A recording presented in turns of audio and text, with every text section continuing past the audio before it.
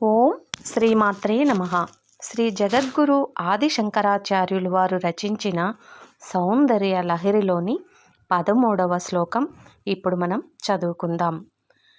నరం వర్షీయాంసం నయస విరసం నర్మసుజడం తవాపాంగాలోకే పతిత మనుధావంతి సతసః గలే ద్వే నిబంధాః కుచకలసవిస్తస్త్రసిచయాః హఠాత్ త్రుట్యత్కాంచ్యో విగలితదుకులా యువతయః.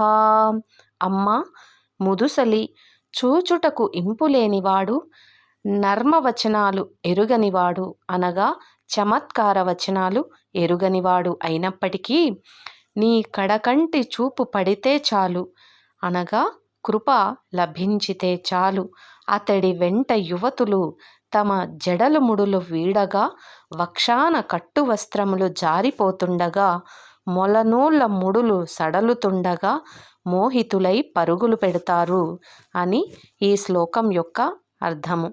ఓం శ్రీమాత్రే నమః.